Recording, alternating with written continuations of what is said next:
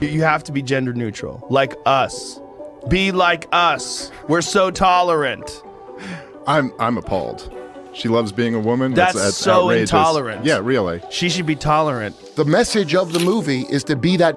That's the message that they wrote a script that's telling girls, I don't need nobody tells me. I'm a 20-year-old girl, so obviously I should run my mouth all the time. That's the theme of the new Snow White. No, really? Yes. She made the cardinal error of saying free Palestine on Twitter. So she could say all that men are bad and it's this and that, but once you do that, now they've put the entire weight of the failure upon her. This wasn't supposed to happen.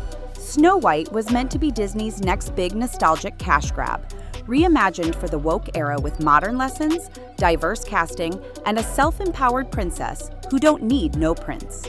Instead, it just detonated in Disney's face. The backlash is volcanic. Rachel Zegler, the new Snow White, is now one of the most polarizing celebrities on the internet, and Joe Rogan just poured gasoline on the flames. The movie has dropped, and the numbers are as cold as the reception. What was supposed to revive Disney magic has instead exposed a kingdom crumbling from within. So now the real question is, did Rachel Zegler kill the fairy tale, or is she just the scapegoat for a much bigger collapse? 1. From fairy tale to firestorm, how Disney's Snow White became a cultural crime scene. People are not happy about Snow White. Now, why they not like Snow White? I honestly think that the reason why is that the actress that plays Snow White's a fucking bitch. Once upon a time, Disney could drop a live-action remake, sit back, and rake in billions from nostalgia-fueled millennials and their iPad-holding offspring. But those days, gone. What's happening with Snow White is not a marketing hiccup. It's a public execution. Before a single trailer aired, the controversy had already metastasized online. Why? Because this remake decided to murder the source material and live stream the funeral. The original Snow White, the first ever Disney animated feature, was a cultural cornerstone, wholesome, iconic, and yes, very much a product of its time. But this new version, it's trying to distance itself from the entire fairy tale. Prince Charming is apparently problematic. The dwarves are mostly gone. The message? Independence, self-love, and vaguely feminist buzzwords. But when that message is delivered like a TED Talk by a 22-year-old with the charisma of a BuzzFeed intern, things spiral quickly. And spiral they did. Behind-the-scenes interviews of Rachel Zegler trashing the original story, calling it weird, dated, and mocking the idea of love at first sight, went viral with the force of 1,000 pitchforks. Fans didn't see a bold reimagining. They saw arrogance, disrespect, and above all, a tone-deaf Hollywood trying to lecture the very people it's supposed to entertain. In a world that's sick of corporate pandering and remake fatigue, Snow White has become a symbol of everything wrong with modern media. 2. Rachel Zegler's woke warpath. Princess, activist, or PR nightmare. But it's hard. And it's lonely. It's very lonely. I just know that if that loneliness can exist, so can other things, and I will be okay.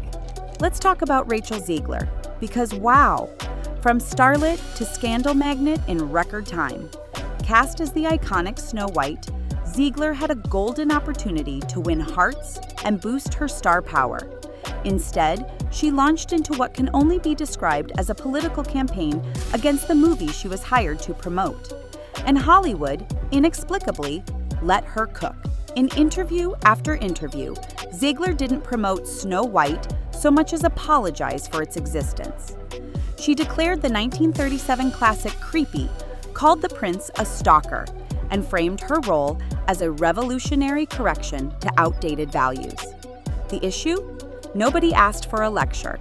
Audiences wanted a charming fairy tale. Instead, they got Tumblr think pieces in ball gown form. Her smug delivery, paired with an I know better attitude, turned audiences off faster than a buffering Netflix stream. Zegler's insistence on politicizing a children's movie isn't just annoying, it's becoming career suicide.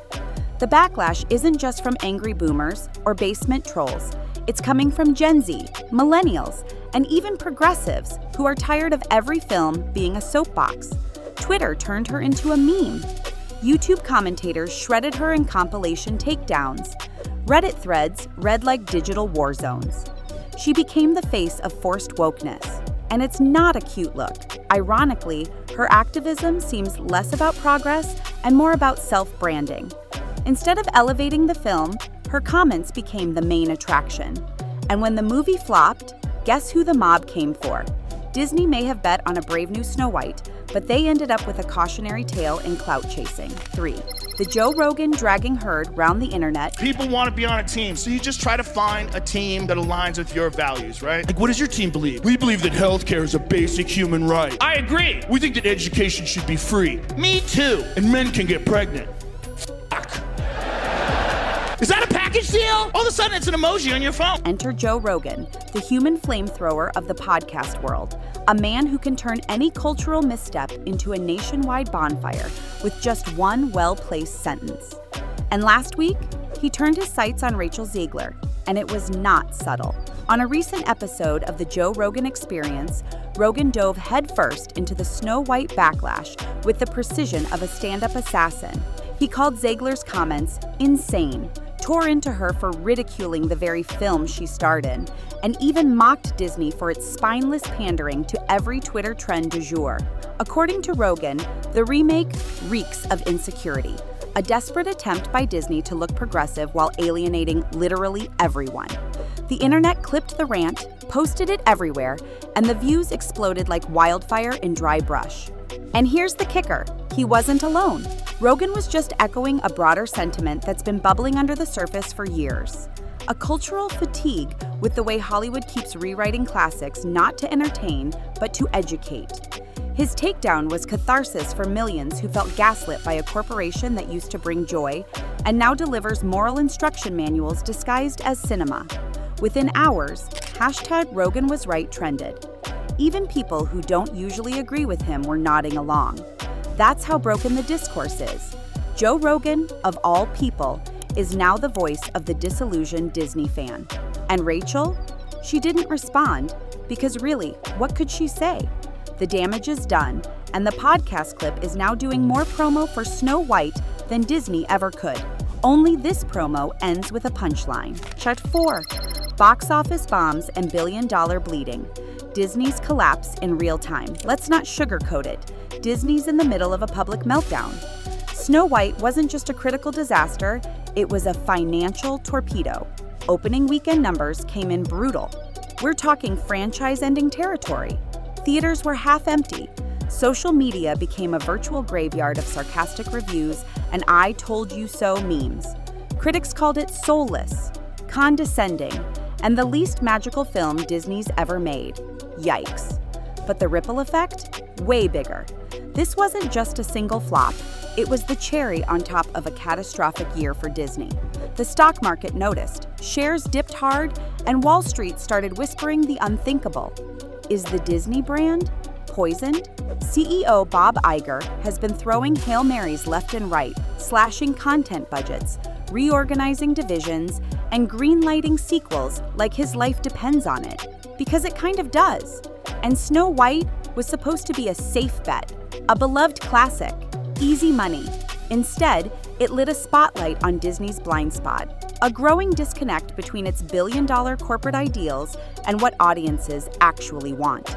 They wanted wonder, escape, nostalgia.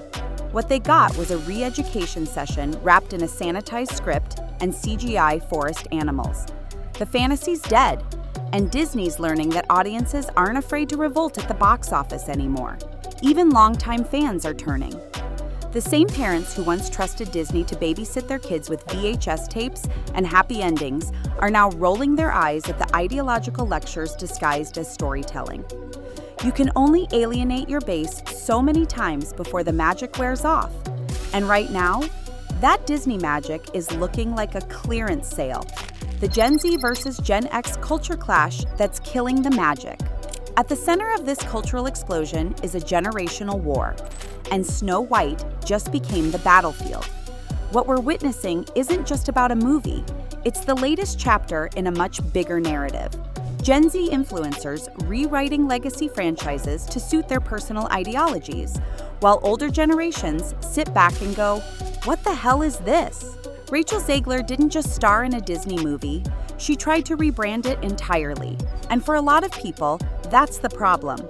The film didn't feel like a celebration of the original. It felt like a rejection. Gen X and millennials, raised on the 1937 classic, saw Zegler's version as an attack on tradition.